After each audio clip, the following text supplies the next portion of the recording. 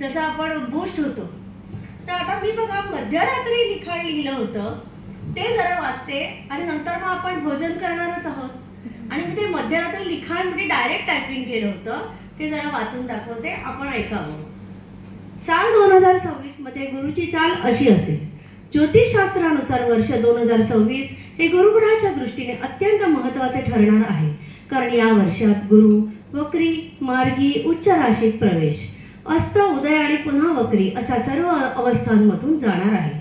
वर्ष 2026च्या सुरुवातीला म्हणजेच 5 डिसेंबर 2025 पासून गुरु मिथुन राशीत वक्री अवस्थेत असेल. हा काळ आत्मपरीक्षण, अपूर्ण कामांचा आढावा आणि ज्ञानाचे पुनर्संयोजन करण्यासाठी उपयुक्त ठरणार आहे. 11 मार्च 2026 रोजी गुरु मिथुन राशीतच मार्गी होतील. त्यामुळे शिक्षण, संवाद, मीडिया, लेखन, कन्सल्टिंग आणि व्यापाराशी संबंधित लोकांना गती मिळेल.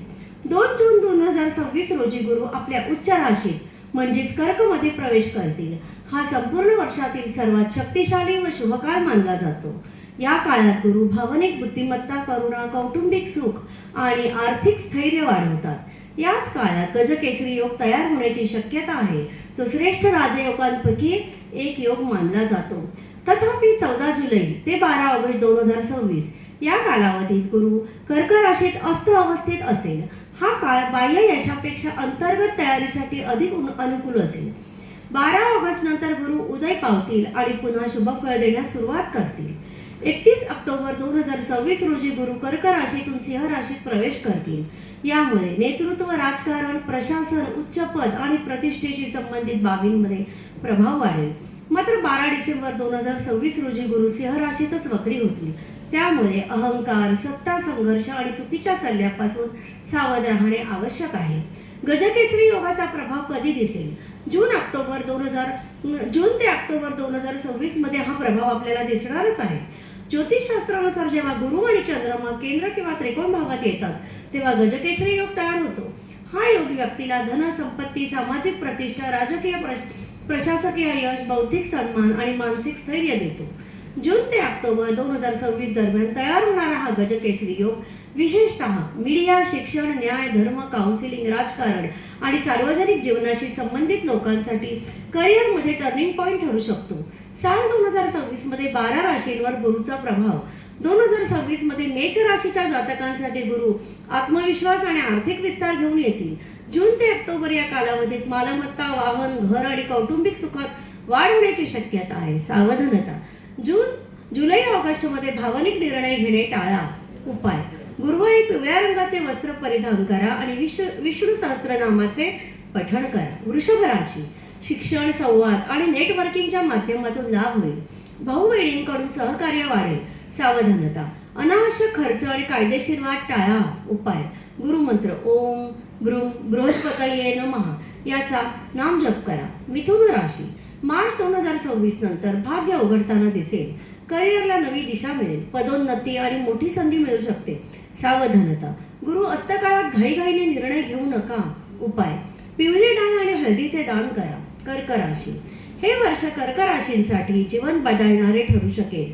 गुरु उच्च स्थितीत असल्याने आत्मविश्वास, मानसन्मान आणि आर्थिक स्थैर्य प्राप्त होईल.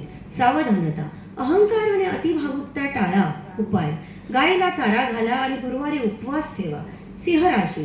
ऑक्टोबर नंतर गुरु सिंह राशीत येऊन नेतृत्व आणि सत्तेचे योग निर्माण करतील. राजकारण, प्रशासन आणि उच्च पदांसाठी शुभ काळ.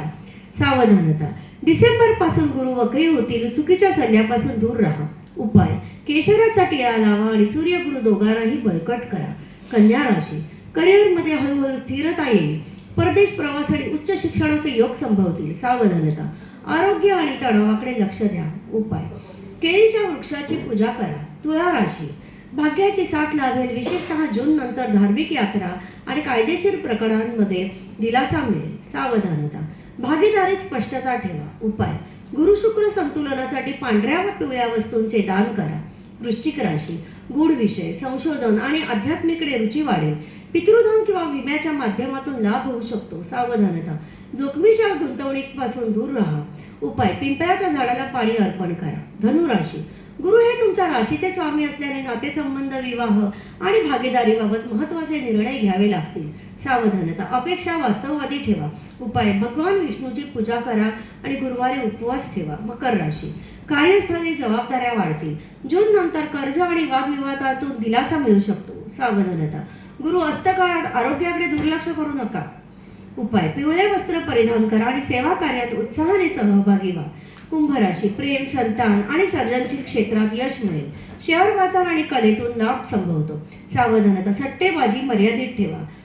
उपाय, गुरुबीज मंत्राचा उपाय करा. मीन राशी, घर, जमीन, मानसिक शांततेत वाढ होईल. कौटुंबिक वाद मिटू शकतात. सावधानता, भावनेच्या भरात निर्णय घेऊ नका. उपाय, पाण्यात हळद घालून स्नान करा. आता बघा, मी हे गुरुचं सांगण्याचं कारण काय, नेहमी गुरु ना 13 महिने तरी आपल्या राशीत असतो, पण यावेळी मात्र तो धावतोय. 4-4, 5-5 महिन्यांनी मागे येतोय, पुढे येतोय. त्यामुळे हे गुरुचे मी जे उपाय दिले ते सिरियसली घ्या. मी परत एकदा ग्रुपवर पोस्ट करीनच. शनी हा मात्र 2.5 वर्ष एका राशीत असतो आणि तो फार परिणाम करतो, दीर्घकालीन परिणाम करतो. शनी म्हणजे वाईट ग्रह नव्हे, तर शनी आपल्याला त्याच्या वाईट काळात कसं वागायचं, कसं जगायचं हे शिकवतो. आपल्या घरात जे कामगार वर्ग आहेत त्यांची जर तुम्ही सेवा केली, त्यांना खाऊ पिऊ घातलं, तर तुमचा शनी प्रसन्न होतो. आपले वृद्ध आई वडील असतील किंवा मावशी असेल, जे वृद्ध व्यक्ती आहेत, वयोवृद्ध आहेत, त्यांना तुम्ही मदत केली. अगदी रस्त्याने जाताना एखादा वयोवृद्ध माणूस आहे, त्याला तुम्ही रस्ता क्रॉस करायला मदत जरी केली तरी सुद्धा तुम्हाला शनीचा आशीर्वादच मिळेल. त्या शनी गोचरबद्दल आता मी थोडंसं बोलते, कारण काय आहे, इथे सगळेच ज्योतिषी नाही आहेत, पण जे ज्योतिषी नाही आहेत त्यांना सुद्धा ह्या गोचरीची माहिती कळली तर ते ज्योतिषशास्त्राकडे नक्कीच वळतील. हा त्याच्या मागचा माझा उत्तुंग असा उद्देश आहे. ज्योतिषशास्त्राच्या गणनेनुसार 2026 मध्ये शनी संपूर्ण वर्ष मीन राशीत संक्रमण करणार आहे. या शनी संक्रमणामुळे 2026 मध्ये मीन, कुंभ आणि मेष या राशींवर शनी 7.5चा प्रभाव कायम राहील. तर सिंह आणि धनु या राशीवर संपूर्ण वर्षभर शनी ढय्याचा प्रभाव राहणार आहे. दरम्यान एक महत्त्वाचा योग असा आहे की कुंभ राशीत राहू आणि सिंह राशीत केतू संक्रमण करणार आहेत. शनीचा प्रभाव अधिक तीव्र होईल. त्यामुळे या राशीच्या लोकांना अनेक बाबतीत अडचणींचा सामना करावा लागू शकतो. अशा वेळी या राशींच्या लोकांनी शनी संबंधित उपाय नक्की करावेत. 2027 मध्ये शनी संबंधित उपाय नक्की करा. मेष राशीत प्रवेश शनी 2027 मध्ये करणार आहे. वृषभ राशीची 7.5 सुद्धा त्यावेळी सुरू होणार आहे. म्हणून वृषभ राशीच्या लोकांनी या वर्षापासून शनी उपाय सुरू करायला हरकत नाही. चला आता मग जाणून घेऊया 2026 मध्ये शनी 7.5 आणि ढय्याचा प्रभाव कसा राहील आणि त्यावर कोणते उपाय करावेत. 2026 साली मेष राशीच्या लोकांवर शनी 7.5ची पहिली अवस्था सुरू असेल. त्यामुळे 2027 पर्यंत व्यापारात अडचणी येऊ शकतात.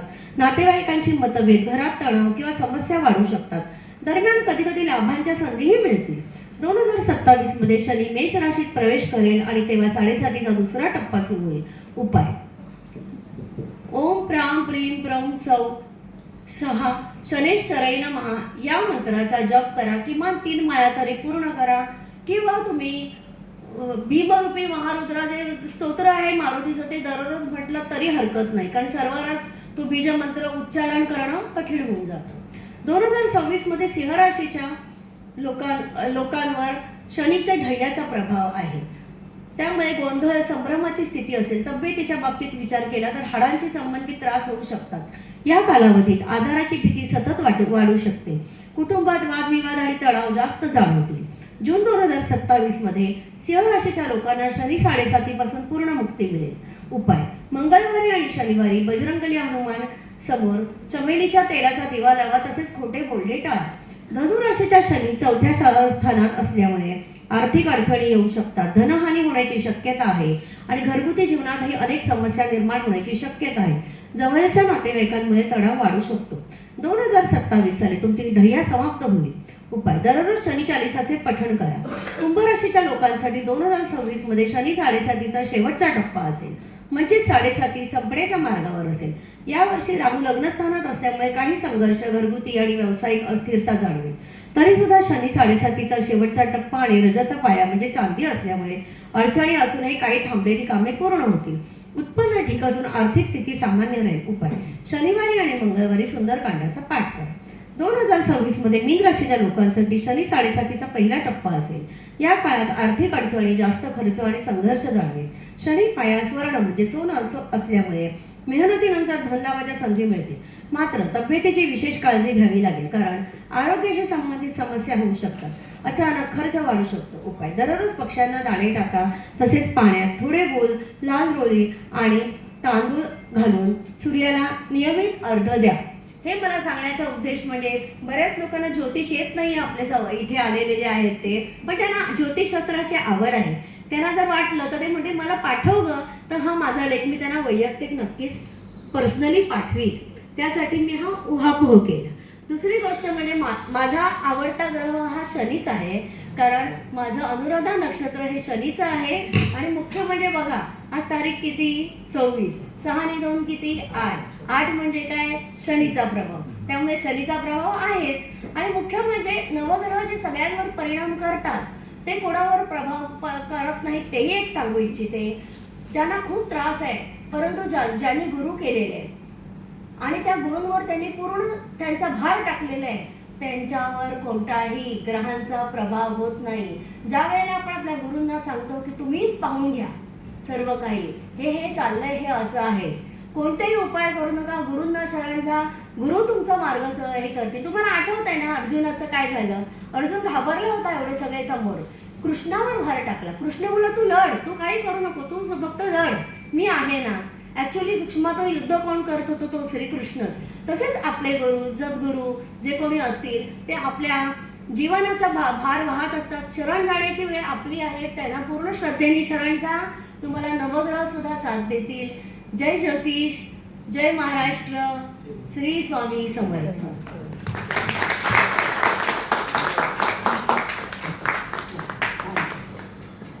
आई तुला काय बोलायचं आहे?